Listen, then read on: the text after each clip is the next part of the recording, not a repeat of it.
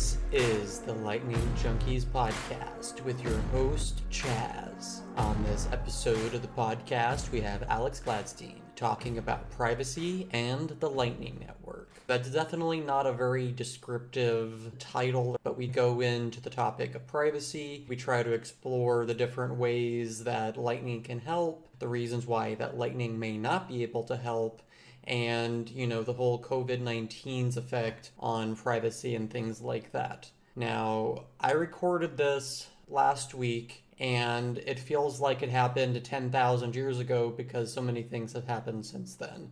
I wish we had more time to add more of Alex's current feelings on what is going on because so much has changed and so much has happened since just last Wednesday. Just a quick reminder that if you would like to support the Lightning Junkies podcast, you can do so by going to lightningjunkies.net/support. You can follow us on the various podcasting platforms that are out there. You can donate Bitcoin and Bitcoin over the Lightning Network. And as well, you can even donate us some dirty fiat. With all that being said, I think we should go ahead and jump into this episode.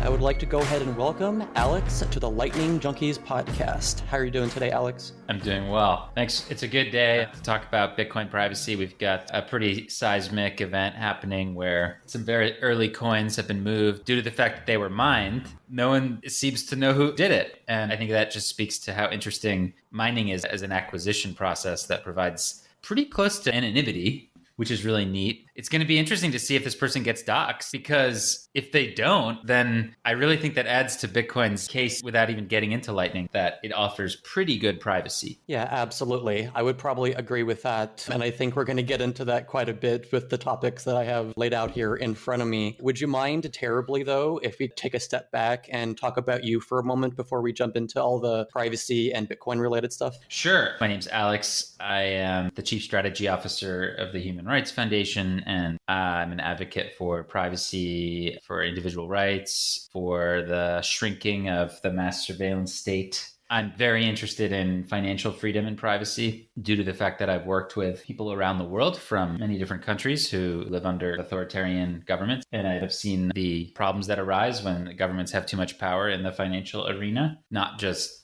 limited to devaluations and confiscations, but also financial surveillance. I've seen what happens when, in particular countries, for example, Russia, when the government is monitoring your bank account, and that's really the only way you can receive money. There's not a whole lot you can do if a human rights group or a watchdog or even an entrepreneur working maybe on something risky. You're really constricted. Very hard for you to receive money or income from abroad, pay expenses, etc. Bitcoin comes along and offers a really different paradigm, different approach that's super groundbreaking and allows us to have this parallel economy. My background in working with people around the world really helped me understand how important Bitcoin will be here. And then on top of that, I'm also someone who's very aware of the limits of Bitcoin's privacy. And given that I'm looking at how it could be used by people in very risky situations, naturally, a couple of years ago, I started to look very closely at Lightning as a privacy and usability booster for Bitcoin. While I think it, generally speaking, remains very nascent and continues to grow and expand very slowly and continues to be really hard to use, at least for me, in certain cases, if you're trying to use it the right way, non-custodially. I'm very excited about its long-term prospects and potential for helping improve Bitcoin privacy and bring it to more people. So yeah, that's the background. Okay. And then let's briefly jump into, when did Bitcoin enter the picture for you? Was that more recently or was that a while ago? Yeah, so I got this email from a friend of mine in 2013, and he's like, hey, I still have it. Because what I did one day is I looked at through my email and I was like, let me search for the first time Bitcoin popped up, because I just couldn't remember. Everything's such a blur. So somebody pitched me very specifically on this idea of, could Bitcoin be used as a tool for donating to activists in the summer of 2013? And I had a conversation with the guy. It was certainly on my mind at that point. but I didn't really go down the rabbit hole, unfortunately. Kept it in my mind over the next year. I got very intrigued by the Mark Anderson piece in the New York Times, which I still think is one of the better mainstream articles about Bitcoin. And that summer, I spent some time with some Bitcoiners in like a festival near San Francisco called Ephemeral and started to have more conversations in that area. But still, the real power of it escaped me. Even that year, 2014, we started accepting Bitcoin donations for the Human Rights Foundation, which ended up being great for us. But I didn't really get it for a while. The penny didn't really drop until someone asked me in 2016 if we could do some formal programming around human rights advocacy in Bitcoin. And a couple months later, we launched our first workshop. And that's when I started to really go down the rabbit hole, I would say. Spring 2017, price was going from like 1,000 to 2,000. I really started diving in, and it's been a wild ride.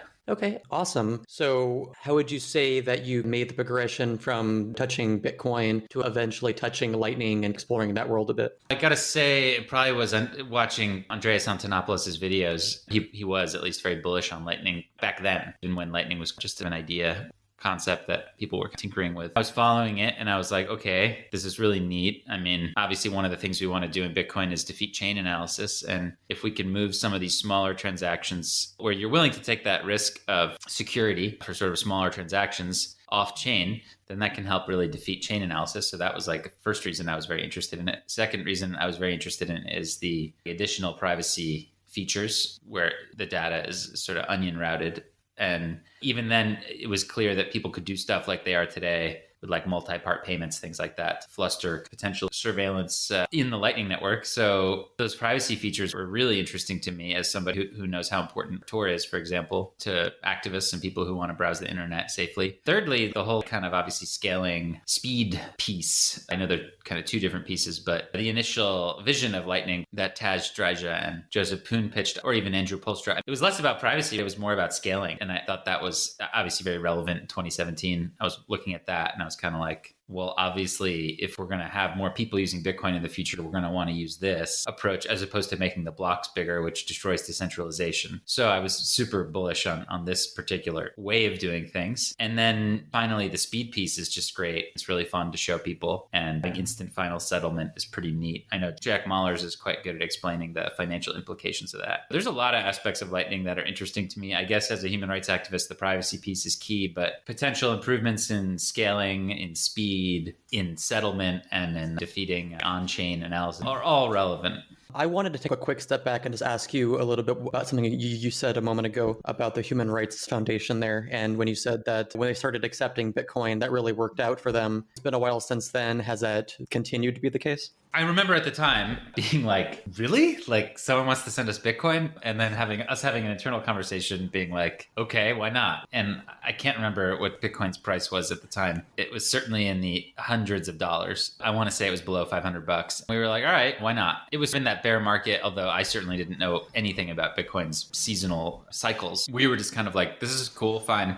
And we held on to it. We didn't really think much about it until a couple of years later. We were like, oh, all this like Bitcoin that we received. This is great. So it appreciated obviously in value against the dollar. And we were able to use it to fund some great programs. So I'm very happy about that. And then we continue to get Bitcoin donations today. It's a goal of mine to really help build out some of HRF's future programs with Bitcoin donations today that think of them as seeds that turn into trees later. Absolutely. Are you guys accepting Bitcoin over Lightning as well, or just base chain Bitcoin right now? Yes, we have BTC Pay server set up on our website. You can donate to HRF via Lightning. You can donate with PayJoin. It's pretty exciting. So we're trying to offer those options to folks who want to donate to us while preserving their privacy as much as possible. Even just avoiding address reuse is just a huge thing for nonprofits. It wasn't that long ago that, including us, we would literally just paste an address on our website just because we didn't know any better. It is not super easy to understand why address reuse is bad. You have to actually start learning about what is Bitcoin, how does it work, what are UTXOs, how would an adversary look at this for you to be pairing all these different addresses together through their shared interest of the Human Rights Foundation, et cetera, et cetera, et cetera. But over the last couple of years, we've been fortunate enough to watch as BTC Pay Server has grown. And now we're certainly delighted to be using it as an open source payment processor. And it's just amazing that they're so privacy focused. And not only do they help us via providing these unique invoices, which are generally speaking really hard for people to understand what's going on beyond the donor and the receiver. Whereas before, it would be very easy for anybody on the internet to just go to our website and look at the address and literally surveil it. That wouldn't necessarily de-anonymize the donors. It wouldn't necessarily tell them what we did with the Bitcoin, depending on their and our OPSEC, but it wasn't great. But now it's like, no, you wouldn't even know where to start. If I was like, oh, if I told you Href was accepting Bitcoin, it's not like you'd even know what address to look at. That unique invoicing system that BTC Pay Server provides is just very helpful for an organization like ours. And obviously, the fact that you could donate with Lightning is also cool. So yeah, we've had some Lightning donations. I wouldn't say they've been huge, but there have been a bunch, and it's always fun to see them come in. Awesome. I'll just throw it out there because I have so many feelings for BTC Pay Server. They're probably my favorite project out there, period, in Bitcoin land, not just Lightning, but across all of that, because they give you so much in that little package. I run my podcast, I run my business. It gives me such an easy ability just to accept donations or anything like that. I don't have a lot of money. I'm not some big organization that has time and all this to do all that. But it was pretty easy. If anyone out there ever wants to mess with, that's probably one of the first places if you want to accept a Bitcoin or Bitcoin over Lightning, I would recommend people go to. Moving on here a little bit, if you don't mind. I've heard of the Oslo Freedom Forum, but I don't really know what it is. Do you want to let me and the listeners know a bit more about that? Sure. Over the 80s and 90s and 2000s, a couple big global events popped up that became very big priorities for the influencers of the world in different industries. You had TED for folks in technology and investment and design and culture. You had Pop Tech for a while was a cool spot to go. You had Davos at the World Economic Forum for folks involved in finance, banking. For a long time, you had the Clinton Global Initiative, which was something that people went to for humanitarian work. There wasn't a big international platform for civil liberties and freedom. The founder of the Human Rights Foundation spotted this as an opportunity, and we decided to try and launch a platform and a space that could be this global gathering point for dissidents and people fighting authoritarianism. And that's what the Oslo Freedom Forum is. It's been a physical gathering point and brainstorming laboratory and workshop and catalyst that happens once a year in Norway that's been occurring every spring since 2009. So we're in the 12th year of it. Obviously, COVID has thrown a wrench into our plans to do something physical this spring, but we're hopefully going to have this thing happen later in the year or, if necessary, early next year. It's a place where human rights activists and technologists and journalists get to go on stage and talk about their work, and the influencers, the philanthropists, the policymakers, the establishment folks, and instead of being on stage telling everybody else what to do, they're in the audience listening, right? So it's like flips the Davos TED model on its head. It's pretty neat, and I really love it. It's a great event. It's very different, very unique. Very few events of that size and stature directly take on the Chinese government, for example. It's a lot of fun. You don't really hear words like tyrants or dictators tossed around at these big events. It's fun to have one that does. And we've globalized. We've done events in South Africa, in Taiwan, in Mexico City, in San Francisco, in New York. We're trying to grow that movement. It's been a place actually the last few years where some folks in the Bitcoin community have started to gather too, as we have this shared belief system in certain ways. Would you say that Bitcoin has become more relevant at these kinds of discussions and conversations across both of the things that you're doing here with the HRF and the Oslo Freedom Forum? Yeah, I would say Bitcoin's constantly becoming more relevant for everybody, this industry included. 5 years ago, Bitcoin was known as a darknet tool for bad people. That was like the mainstream opinion about it. So it was understandable that human rights organizations were like questioning it or didn't understand it. Today, still beyond HRF, I mean, you're not really going to find very many other nonprofits that are super pro Bitcoin. I can't really think of any that beyond Coin Center, obviously, but they're a 501c4. So they're a lobbying organization. It's not like Amnesty International and gets it. We're not there yet. It's been a long road, but I think it'll increasingly become clear, at least today, or even over the last couple of years, when I talk to activists from different countries, they immediately understand when I'm like, hey, there's this money that's outside of government control. They're immediately interested in how it works and they want to learn more, as opposed to when you talk to somebody from from a Western society, they don't really care because they have money that works and they're like, this is sketchy. Why would you want to do this? I think your origin and where you come from matters in a huge way in terms of your open-mindedness towards Bitcoin. I would probably say that's very accurate. The next thing that I was going to touch on here was actually Silk Road. So I think that's apt here. My first interaction with Bitcoin was on Silk Road in 2011, to be honest. And it's hard to ignore Bitcoin at that point when you're essentially using, I think they were calling it at the time, the Amazon of drugs. It was actually great marketing, right? Yeah, it was. Because that definitely convinced me to jump on there, even though I didn't know what PGP was, I didn't know what Bitcoin was, I didn't know all this gobbledygook. From there, from the fact that I was able to see this direct usability, this privacy use case, I really started to believe in it at that point. I will admit to dropping off after I no longer needed drugs as much. The seed stayed with me after that and kept going with me. How important do you think that marketing was? You know, like you mentioned, that was really good marketing for Silk Road, but I think it was really good marketing for Bitcoin, or is that what you meant? What's interesting to consider is that there is no marketing department. Bitcoin's not a corporation or an organization. It's not like there's a concerted effort to market Bitcoin one way or another, but I think historians of Bitcoin have correctly pointed out that you can basically describe different eras of Bitcoin, ranging from its creation to when you started getting involved, which would be essentially like a computer science experiment, to that second era, which was incorrectly, I think, marketed as an anonymous tool for Silk Road and darknet markets. Now people hopefully know that this is not an anonymous system. Then you had the whole Ethereum, ICO, blockchain, not Bitcoin, competing set of narratives start to come in 2014-15.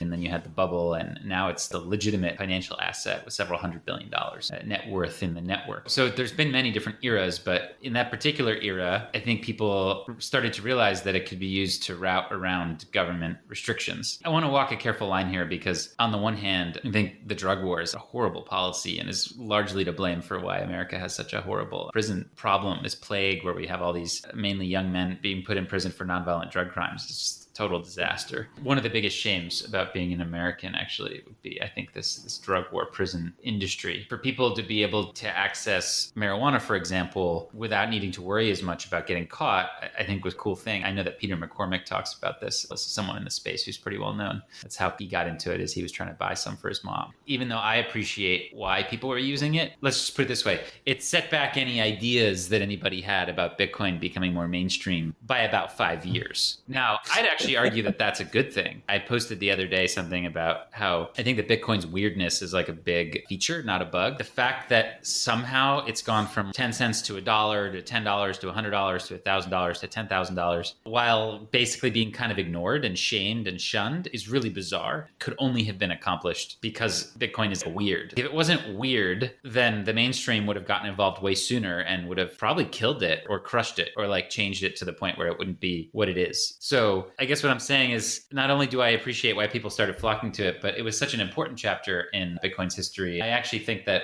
for all of the warts, it was actually useful because it kept Bitcoin weird for several years and unattractive and questionable, let's say. Meanwhile, people could build stuff on it and continue to hammer away at the decentralization and privacy features. The launch of the Lightning Network was initially conceived at a time when the most famous thing about Bitcoin was either the fake Satoshi Nakamoto guy that they dug out of the desert, California, or the Ross Ulbricht. All these amazing things that happened on Bitcoin, a lot of them happened during that time when the government and media were looking at it like some sort of crazy drug tool. It sounds like to me the answer is to make a dark net for the Lightning Network in order to make it weird and get everyone away from us for a while. Well, there's been some good shows on this lately. And again, the dark market it's an interesting way of looking at it. I could also say that what's a dark market in a dictatorship would be like a market for books or ideas that are illegal. Generally speaking, Bitcoin is a tool for routing around governments and corporations. I think it continues to prove that. What's interesting is that this is one of the reasons why I think Lightning's just not really there yet, is that at least from what I can hear, what I can see, there's some good conversations on that Stephen Livera has had where he's got Chris Belcher on, and there's some other folks. I think he mentioned this with the Waxwing and some other people who are pushing on Bitcoin privacy stuff, but there's like no Lightning adoption in dark market. There's just not happening yet. And there are different reasons for that. I think people are realizing that centralized mixing services are really stupid, like the Alphabet thing. Hopefully people stop using that. And I think you're seeing an amazing uptick in the amount of volume on, for example, Samurai or Wasabi. It looks like even this person who mined some 2009 coins and is moving them is using Wasabi or something. You can kind of deduce that, it looks like, which is just undeniably great that privacy tools are becoming more popular. But at the end of the day, you're not really seeing, you're even seeing Arrow being used a little bit, it seems, from what they were saying. It's still a small percentage. Bitcoin is still dominant. No other privacy coin and no real Lightning usage either. Just something to think about. You would imagine that if Lightning really got to be robust enough to the point where people would trust it for serious stuff, that they would start using it in the darknet. The fact that they're not indicates either A, it's not ready for prime time, or B, that they don't really trust the privacy guarantees right now. It kind of sounds like they know Bitcoin better, and that's enough, and we're just going to go with that for now. Maybe it's just a network effect thing. Maybe the folks who are doing all the darknet stuff, maybe they're just not. Look, most people aren't on Twitter and aren't on these like Telegram groups and aren't on message boards. Like the most people who use Bitcoin just aren't. Maybe we're looking at a biased sample size of people who understand, who have heard about Lightning. Maybe the average Bitcoiner has not. Either way, we're just not there yet. That just helps us situate Lightning in its life cycle. We're at the very beginning here, super, super early. Like it's not even really being used for arguably what its major initial use case would be. If Lightning is to sort of track Bitcoin's use cases, we're still it's an interesting thing for computer scientists' part. We're not in commerce. We're not in darknet markets. We're certainly not in financial markets. I think we're going to get to all those things. It just takes time. I've been running a MyNode, which is awesome, by the way. Shout out to the team who puts that thing together. But I've been using Zap to do some Lightning transactions using my full node. I tell you, it's not that easy. I was trying to buy something using Lightning. And of course, maybe it's just that I'm rusty or I'm not as familiar. You see the price tag, but you have to open a channel and make sure it's big enough to not only pay for the price, but also an additional buffer amount, which isn't really clear, at least in certain clients like Zap. Let's just put it this way. I got it done, but it was not super intuitive and took a long time. And I wasted a bunch of Bitcoin on fees opening these channels. And I think that's probably one of the reasons why we're just not quite there yet. I know that if you sit and make an effort out of it over a span of days and weeks, you can get these channels big enough and used enough that you get your familiarity with the platforms up to the point where it's easy for you. I know that people like Marty Bent talk about how it's just easy for them. For the average person probably out there on the dark market, or certainly somebody like, let's say in my industry, like a human rights activist, we're not where we need to be for Lightning to be useful yet. Let's just put it that way. I could agree with that. I probably can't really point to a real world strong use case yet, just the more novelty stuff at the moment, it seems like. Yeah, I bought something on a website and it was cool, but I'm excited for the day when there is more adoption, more usage, and we can reliably send and receive larger amounts with Lightning. I have to say there's some challenges and certainly we're just going to have to see. I think a lot of these multi-part payment, I think a lot of these things that are happening in Lightning and things that are even on the Bitcoin base chain roadmap, like the Schnorr stuff, potentially coming up. I think these are all really helpful for Lightning's privacy, meaning like if you're spying on the blockchain, I guess it'll be a lot harder for people to understand what's a Lightning transaction, what's a Lightning open channel, what's not. But I'm not really, the other Lightning stuff might end up being more important in terms of usability and channel usability, like refillability. That sort of stuff may end up being really important because honestly, we're getting to the point where with like coin joins, pay joins, like main chain Bitcoin, as we're going to see now with this dude, whoever mined these early coins, probably not going to get doxxed. So we're looking at a main chain Bitcoin case, and I understand it's obviously it was mined Bitcoin, but we're probably looking at a highly scrutinized situation where like all these journalists are trying to figure out who moved these coins, and they probably won't be able to do it. That's where Bitcoin privacy is right now. So I think that's probably just another reason you don't see more Lightning usage. Absolutely. I want to take that attitude you have here now. It seems like you're short-term skeptical, but long-term bullish kind of thing. Is that what I'm picking up from your article? Yeah. We'll kind of see where I am in terms of my projections that I had in that article. We'll see. I thought that there might be some Lightning integration into Cash App at some point this year. That remains to be seen. They're moving at such a fast pace. Just the other day, you can now do auto buys and everything is priced in Satoshis. It seems like they're paving the way, but if we could get some Lightning functionality in Cash App, okay. It's like, then we're talking, and then we're on the roadmap of where I think this starts to play out. I really think that once you start getting some major platforms accepting it, especially in the gaming sector, I always thought that Jack Mallers had a good vision of this. Imagine if you could just have your Steam account and integrate Lightning. I don't know. I think that's a really great use case for it, where you can like be buying game upgrades and in-game items, and it could be used in that ecosystem. I think over the next couple of years, if you get a couple big name platforms incorporating, I think fantasy football is a really interesting thing. I've had some conversations actually with folks who run those platforms, and there are a lot of issues. This is an industry that 100 million people play, many billion-dollar industry. You have to deposit money and it takes many days, and then to withdraw takes months because of the way all the banking regulation is. Lightning could be such a game changer for that. I can't name the platform, but I can say that at least one of the more popular fantasy football apps is experimenting with a Lightning wallet, which is pretty cool. Again, I think I'm still bullish on being relatively accurate on this prediction of some bigger adoption coming maybe at the end of this year. I want to ask about that because obviously we had some people disagree that it's a black swan per se, but just for the sake of this conversation, the black swan of Corona came in and ruined your predictions at least a little bit, I would probably say. How much do you think your predictions changed because of what coronavirus set into motion this year? Well, I think, if anything, the predictions I was making about how governments are going to restrict people's freedoms are probably accelerating a little bit due to Corona. Honestly, I think it's more bullish for Lightning. A lot of stuff that we're going to do is going to be more digital, more remote, more online, more done with avatars, more VR, more remote working. And I can't imagine a better ecosystem for people to be messing around with Lightning. Can you? No, honestly, I probably think the same thing. I try not to say it out loud too much because I try to avoid being the hype person. You can jinx it. At the end of the day, the usability is not there yet, but it's getting there. It's a gradually then suddenly thing. It's one of those things where maybe over this next 6 months, the usability continues to just chip away. It's really about getting what is now custodial convenience and usability in a non-custodial format. And I know they can get it there. It's just a matter of time. So if the non-custodial Lightning usage can approximate, obviously, nothing I've said describes my experience with custodial Lightning. I don't really use custodial Lightning because I think it's like a betrayal of the idea. I think it's kind of stupid. But obviously, if you open up a custodial Lightning account, yeah, it's super cool. It works really fast and it's excellent. But it's not your keys. It kind of defeats the purpose of the idea. So I'm talking, even if just getting where we are today with custodial Lightning apps, if we could in 6 to 8 months be there with the non-custodial ones, we're ready to go, I feel. Sure. I guess if I'm being incredibly honest right now, I'm probably going to say the UX is not going to significantly change in the next 12 months. Might be the case. We'll see. I would love to be wrong on that. You've got Square, one of the biggest payment companies in the world, creating a nonprofit, and having that nonprofit choose to work on a Lightning developer toolkit is pretty massive.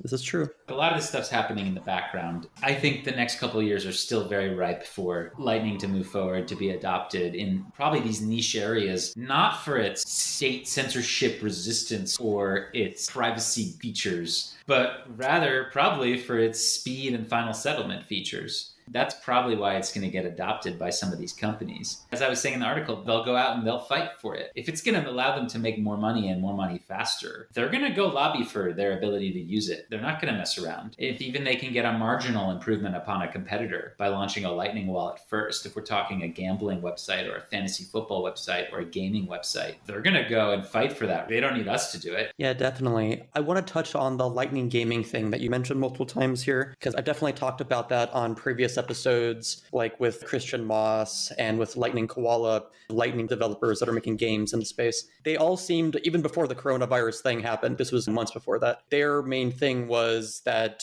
Lightning and things like it and Bitcoin, etc., are going to make it very easy to make income from home, like the whole Twitch effect or that kind of self-made money thing is just going to become more common, more popular.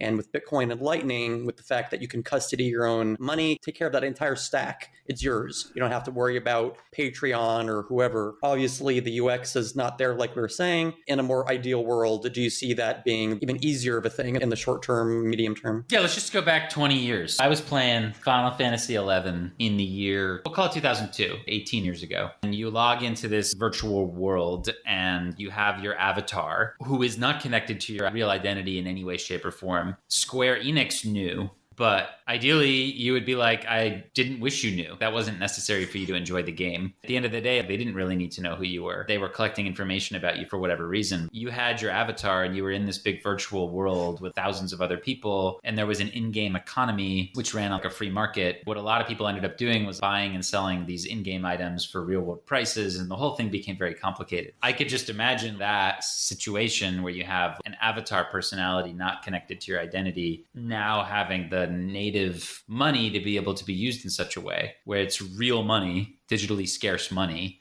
that can be sent instantly across any gaming platform, that settles immediately, that helps protect your anonymity, or at least your pseudonymity to a huge extent, as an avatar or as your Steam profile. That to me is pretty cool. That's kind of what I mean by Lightning gaming. What would you say to people that say that games don't need censorship resistance? Yeah, sure. I don't think any of these games are going to be decentralized. I don't think we're going to have games on a blockchain. I'm very skeptical of that. I didn't really say censorship resistance. I don't think that these game developers or the ecosystems that run the games would even allow for censorship resistance. Even if you bought something in Lightning, if you did it illicitly or you were hacking, they would just confiscate the item. I mean, the item is still going to be controlled by them. It's more about the idea of speed, instantaneous settlement of something that's actually scarce and real. That's the idea that's so powerful to me. It's more about like the speed, final settlement / the ability to pair your, let's say, pseudonymous online account that you might have on Steam, where let's say your name is COVID 1984 or something like that, and you've got a profile on 3 different games. Your ability to have like a shared wallet that is smooth and cohesive throughout would be pretty neat. Today, you've got to have your bank account, your credit card, you've got to have different accounts on different games. The whole thing's ridiculous. So I could start to see this being super interesting for stuff like Twitch as well. I know we're getting to the point where we're not sure about micropayments, or at least I'm not sure. The Lightning community is sure about micropayments. If that obstacle can be completed and jumped over, then all of a sudden we're unlocking a whole new area, the streaming money idea, which obviously is like such a good fit for Twitch, live gaming, this whole area where we're being moved into by COVID, where we're going to be looking at virtual attending of events, virtual sports, things like that. I couldn't imagine a better fit. I think the demand is going to be in place for something like Lightning over the next 3, 4, 5 years. So we'll just have to see if it develops. I think that the economics of the micropayments, to me, is the biggest thing I'm worried about in Lightning. If that can be addressed, then everything's on the table. I've definitely heard that argument on the podcast quite a bit. People seem to think Lightning is not long for micropayments, that eventually it'll get priced out and it'll have to go to layer 3 or layer 4, perhaps. Do you have any particular opinion about that at all? It's just a sentiment that has been growing among serious people in the last 6 months or so. I think you can start addressing it with some of these tweaks that people are coming up with at companies like Lightning Labs. They're introducing different ways to refill your account without necessarily having to open a channel, which is very, very important. If fees get to the point where opening a Lightning channel is going to cost you a lot, it's going to be a problem. So we'll have to see. I kind of feel like from what I've seen so far, people will figure out a clever way to get around it, because everything else about the net screams like it's a good fit for this more online world we're going into. That's really important because there's been a lot of scholarship over the last 2 decades that points to this idea that we're eventually just going to lose privacy in the real space. I mean, maybe not in our homes, but basically everywhere else. There's just so many surveillance cameras coming online, so much big data, so much AI, so much ability to understand where everybody is. But we have the opportunity to keep digital privacy in this digital world. Even though we may lose our privacy in the real world, we may be able to keep it digitally. I think that Lightning is just such a great tool to try to support right now, to see if it can be that substrate for that experience, for you to be able to attend a virtual event or tip your favorite entertainer or use it as part of your gaming identity or do e-commerce small payments. All these things it could be really brilliant for. We just don't know if the economics and the technology will get there. I think we talked a good amount about the potential upsides, the potential ideal future, all of that. Could you touch on your doubts about Lightning and the doubts of the future of it and things like that? Any potential skepticism there? Yeah, I think I've hinted at it. I think that micropayments are such a core part of Lightning's proposition, and value proposition of the Lightning Network in many ways is micropayments and streaming money. Because we all know that eventually payments on Bitcoin are going to get very expensive, or at least expensive to the point where you wouldn't want to be making more than like one a day, probably more like one a week or once a month. Ultimately, I believe that you're not really going to be doing Bitcoin transactions outside of very unique, rare transactions that require insane levels of security, or you're essentially buying a house today would be about as common as I think a main chain Bitcoin transaction might be in the far future. Something like Lightning is really important, and part of that value proposition, I would argue even more so than scaling or privacy, is in this idea of micropayments and in streaming money. That's the dream. I think there's legitimate skepticism on where I think most people, even in the space, would acknowledge that this is a real concern in the economics of that. Can the Lightning Network, not even technologically, but economically, can it support micropayments in a world where on-chain fees are really large? I would say that's probably my biggest concern. Much more so than like, am I worried that entities will commandeer major hubs and start to de-anonymize users? I'm not that concerned about that right now, just because I'm seeing people figure out ways around that. It looks like the developers, the whole multi-part payment thing is freaking brilliant. I'm seeing developers really come out with stuff that seems to be really addressing the privacy issues, which is awesome. The economic realism of micropayments and streaming payments, it just remains to be seen.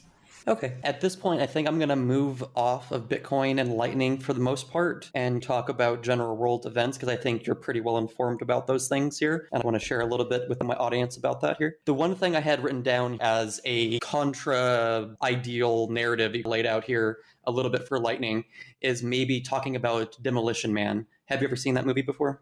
No, I have not seen Demolition Man. Okay, so I guess you can't enjoy it as much as I can in this instance, but I'll briefly share with you and the listeners what the parallels are. It's 2030 or so in the movie. It's Sylvester Stallone. It was in the 90s, but then he's frozen until the 2030s. And in 2030s, everyone has a chip in them to track their location at all times. Everything that's bad for you is illegal. So cigarettes are illegal, spicy foods are illegal, everything you can think of is illegal. Abortion's illegal, pregnancy's illegal, you have to have a license. Basically, the end of privacy. You were hinting at it earlier. My vision of it, or my answer to it, is still this Bitcoin-y ethos that even if the world goes in that direction of privacy going away, Bitcoin would still be the answer of like, we're going to have our chips, but the chips are going to be open source chips and we're going to have deeper control in it, or whatever the case might be. Do you see a similar cat and mouse game where authoritarians move this direction and then the free people, or whatever you want to call them, move and are the mice that dart around them? You know, what picture do you see in that framework there? Obviously, I think that given my work and what I've seen in countries like China through the eyes of the dissidents and activists and journalists that I'm working with and get the pleasure to interview and try to help, you're seeing unprecedented amount of technology being marshaled in the name of surveillance and social engineering. While we're not at a microchip today in 2020, you said Demolition Man takes place in 2030. I would not rule out that by 2030, all Chinese citizens may need to have a microchip. I think that is entirely on the table. In fact, it's probably, from what I understand, this sort of thing's already sort of being tested and experimented on in ethnic minority areas like Xinjiang and Tibet. Perhaps not with microchips, but certainly with bracelets. And you're seeing the Chinese government experiment on this more rapidly due to COVID as an excuse, where again, you don't have chips, but people have this color code on their phone that dictates where they can go. So I think that's going to be a permanent fixture of society. Over time, as cell phones merge into wearables and then chips, you could easily by 2030, I think, see a world where that's actually a reality. And I'm very concerned about that. My interest in things like Bitcoin and encryption stem from the fact that I think that's sort of going to happen. I think people need an alternative, a way to fight back, a way to challenge the government and these corporations, and a way to assert their individuality for us to be able to thrive as a species. I think that's really important. You were on Tales from the Crypt at the beginning of April. You did a really good job of laying out where things are headed, the surveillance and a lot of the authoritarian abuses that are happening throughout the world, especially in China and places near China. Do you want to give maybe like a general update that speaks on where we've been in the last 2 months, basically? Governments around the world have been silver plattered an opportunity to move ahead with aggressive emergency power concepts and ideas that once may have been unpalatable or unsellable or unimplementable due to COVID. The Hungarian leader, Viktor Orban, was unable to consolidate his dictatorship until COVID, and then now all of a sudden he's ruling by decree. The Chinese government was not able to get to the level of social engineering they had wanted to, I think, and then all of a sudden, due to COVID, now you have the popularization, legitimate popularization, from what I understand, of this idea of color coding to keep people safe. And then, of course, even outside of authoritarian societies the world over, you've got a total acquiescence of this Apple, Google contact tracing app, which no one's talking about it, but it's in the middle of being rolled out to like 22 countries apparently in Europe in the next 6 weeks. Okay, yeah, I know that it's going to be like user opt-in, all the data is going to be on the device and all these different things, but like this thing has serious vulnerabilities, it has serious issues, and it's leading directly towards a normalization of mass surveillance, even in open societies. So I would say that the situation is looking pretty grim. In that kind of world, what can everyday people do to combat against the tide of that, but also just to secure themselves? Because I think Matt Odell said on the podcast before, you can't help other people until you secure your own mask. I said on that show, actually, I think there's 3 things people can do right away, immediately, to help. One is use encryption, use Signal. Take more and more of your communications off of obviously compromised platforms, whether it be WhatsApp or Telegram or whatever, and move them onto Signal, where it's like, okay, yeah, unless your device physically has been compromised, like if the government doesn't have your private key, they can't see what you say. Maybe they're looking at the metadata and they're like, okay, this phone number, which belongs to Alex, sent this message at this time, which had this many kilobytes of data or whatever. Great, fine. They can like see that, but they can't see what I said. And that's very, very powerful. So do that, use encryption, use Bitcoin, learn about it, understand that it is an escape valve. It's unstoppable, unconfiscatable, permissionless. You can use it to opt out of whatever's happening in the financial system, whether or not you think your authorities are doing a good job or not. There may be some unintended consequences of what's happening, to be very, let's say, euphemistic about it. If for whatever reason you're not sure about what's going to happen with the legacy economy in the next 6 to 12 months, you can opt out and you can put some of your energy and time into Bitcoin as opposed to into an asset that is connected to the legacy economy. That's really interesting. Third thing is just be kind. I think you're seeing a lot of this already, but this appreciation of family and community and local ties, local groups seems to be heightened right now. But I think with these 3 things, you can actually start to make immediate difference in your life. The more people that use these 3 things will contribute to wider social change. How can people, quote unquote, like us, people that are into Bitcoin, into Lightning, that are into privacy, how can we get people that are far more resistant to these things? Because I've definitely tried to get my friends onto Signal. Some of them have not, and other types of apps and things like that. And Bitcoin has always been a very hard sell for most people. I've learned to stop doing that and just let them come to me kind of thing. Yeah. I mean, that's the way to do it. Bitcoin has something, and I say Bitcoin, I mean everything in the Bitcoin ecosystem, which includes Lightning. Bitcoin is something that encryption as a general concept doesn't have. Encryption for, let's say, peer-to-peer messaging is really powerful, and people understand the importance of it and they want privacy. However, it's still something that most people are like, oh, it's such a pain to use, that they're like, whatever, I'm not going to use it. Bitcoin has this number go up thing where over time, people are going to be forced into it in a way that like you're not really forced into using a private messenger. Bitcoin will demand your attention at some point. That's kind of the most exciting thing of all, is that